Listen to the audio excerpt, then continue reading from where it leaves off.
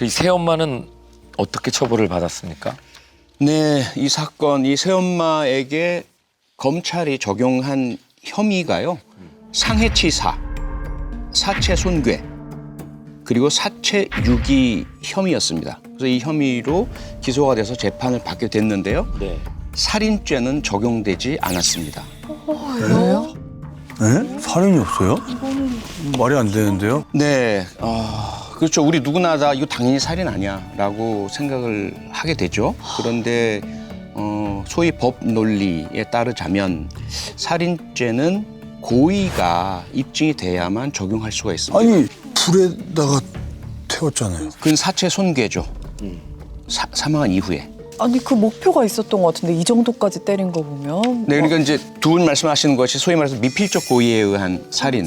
이렇게 하면 죽을 수도 있겠어. 죽어도 상관없어. 라는 정도로 그런 의미가 있지 않을까라고 이제 우리는 생각을 하지만 검찰 입장에서는 만약에 그렇게 살인죄로 기소를 했다가 법정에서 살인의 고의가 인정받지 못하게 된다면 무죄 판결을 받게 되거든요.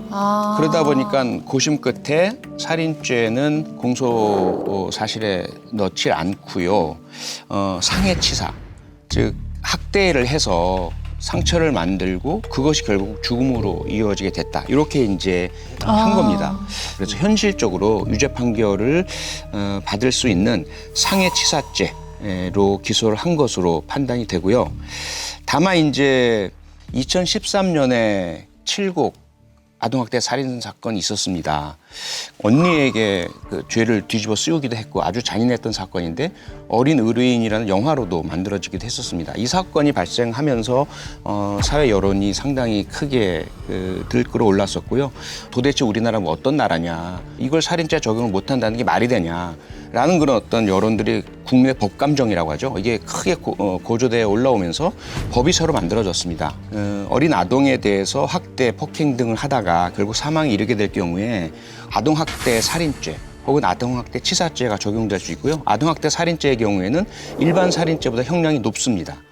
징역 7년 이상의 유기징역 혹은 사형에까지 이를 수 있는 그런 형벌을 적용하게 되는데 그것이 바로 2013년 칠곡 사건 이후에 2014년에 적용이 되어서 그 이후부터 적용이 됩니다. 네. 근데 입증이 안 된 게 너무 아쉽네요. 예. 살인죄가 적용되지 않았기 때문에 이게 지금 처벌이 어떻게 됐을지 재판 결과가 어떻게 됐습니까? 네, 1심 재판 결과 이 새엄마이자 가해자인 여성에게 재판부가 판시를 하면서 한 말을 좀 소개해드리겠습니다. 네.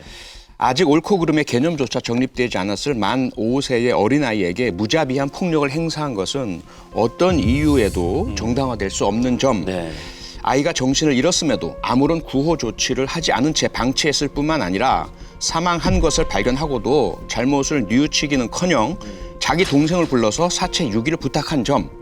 또한 범행 후 아이에 대한 실종 신고를 하면서 언론 인터뷰까지 한 이 새엄마의 행동. 결코 일말의 죄의식도 없어 보이는 점. 네. 그리고 사체를 종이박스에 넣은 후 석유를 부어서 불에 태우고 그대로 유기한 것으로 피해자에게 최소한의 애정이라도 가졌는지, 인간과 생명의 존엄에 대한 최소한의 의식은 가지고 있었는지 강한 의심이 드는 점 등을 모두 반영을 해서 상해치사죄의 상한에 해당되는 징역 15년형을 선고했습니다. 할 말이 없어요. 근데 또 항소심을 했겠죠? 안 받아들였을 것 같은데. 여성분, 저 새어머니가. 네, 새어머니 피고인 형이 너무 무겁다고 항소를 했습니다. 그래서 항소심이 열렸고요. 그 결과가 너무 충격적인데요.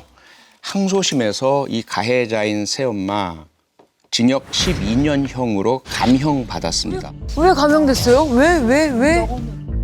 사건이 발각된 후 자기 잘못을 인정하고 있고 아이의 아빠가 새엄마에 대한 선처를 탄원한 것이 유리하게 작용했던 것으로 보입니다. 저는 피해자라고 생각하지 않아요. 아버지는. 피해자? 아이를 잃은 그런 이 선처한다는 게 내 핏줄을 나 몰래 죽인 범죄자예요. 나 몰래. 정말 진심으로 나를 몰래 죽였다면 선처를 한다? 말이 안 되죠. 전 이건 말이 안 되는데. 이 부분을 안 그래도 검찰에서 집중적으로 수사를 진행을 했습니다. 그런데 명확한 증거를 발견할 수 없었기 때문에 수사는 종결되고 말았습니다. 야, 법적으로는 증거가 확보되지 않으면 공범으로 기소할 수는 없거든요. 근데 그런 경우에 학대를 하지 않은 것으로 확인된 아빠나 엄마의 심리가 어떠냐. 대부분은 좀 그런 게 있어요. 뭐냐면 우선은 특히 이제 재혼 가정의 경우에 내가 자녀가 있기 때문에 그 새로 결혼한 사람에게 부담을 준다. 낳지 않은 아이에 대한 의무를 맡긴다. 미안한 마음이 좀 있는 거죠. 근데 온전히 아이 양육을 일방적으로 맡기고 있는 상태다 보니까 그리고 나서 혹시라도 아이가 뭐 아프거나 또는 엄마 아빠한테 뭐 나 맞았어요 이렇게 호소하거나 그럴 때 이야기를 나누다 보면 상대방 당사자가 되게 그러죠. 아니 당신도 한번 겪어봐. 얼마나 힘든 줄 알아. 거기에 대해서 이제 자기는 미안함을 느끼게 되지 탓하고 추궁을 하지 못하게 되는 거거든요. 그런 이제 심리들이 계속 오래 계속되다 보면 처음에는 아이가 너무 아프지 않을까, 괜찮을까 하다가도 아이는 다 극복할 수 있어라는 잘못된 인식을 형성하게 돼요. 그러다 나중에 이게 큰 일이 발생하고 나서 경찰 수사를 받을 때 되면은 저는 몰랐어요. 이렇게 이제 진술을 하고 그런데 일말의 마음속에는 자기도 책임 있다는 것을 아니까 이렇게 기소가 되고 나서 재판이 열리면 선초를 호소하고 잘 돌봐줬는지 이런 것들을 막 기술을 하는 거죠. 그러면 법정에서는 그 부분을 다 반영할 수밖에 없는 거고 이런 이제 선초가 내려지게 되는 거죠. 법에서는 아동학대 신고 의무자를 지정을 하고 있습니다. 보육, 교육 종사자, 우리 의료기관, 그다음에 사회복지 종사자 등 약 27개의 직군에 대해서 아동학대가 의심될 때면 신고 의무를 규정하고 있습니다만 아동학대 범죄로부터 아이들을 지킬 수 있는 신고 의무자는 바로 우리들 모두다라고 생각해 주셨으면 합니다. 자녀는 소유물이 아니죠. 생명체고 소중한 존재이고 그리고 정말 잘못된 그 일부 부모의 인식 속에는 내 자녀니까 내가 마음대로 할 수 있어 라는 그런 잘못된 인식이 있어요. 그리고 그렇죠.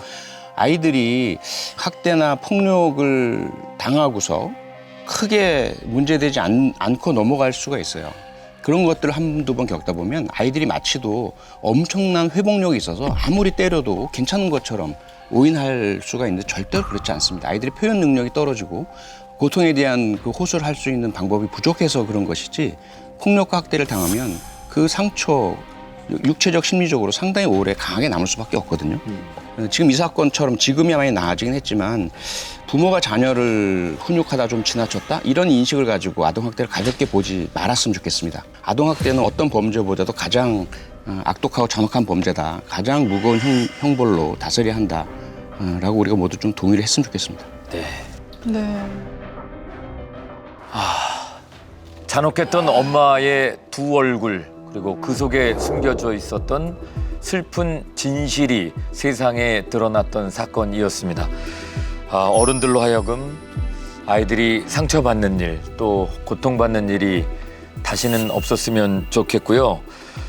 아무 힘도 없는 아이들을 학대하는 어른들에 대한 강력한 법 집행을 기대해 봅니다.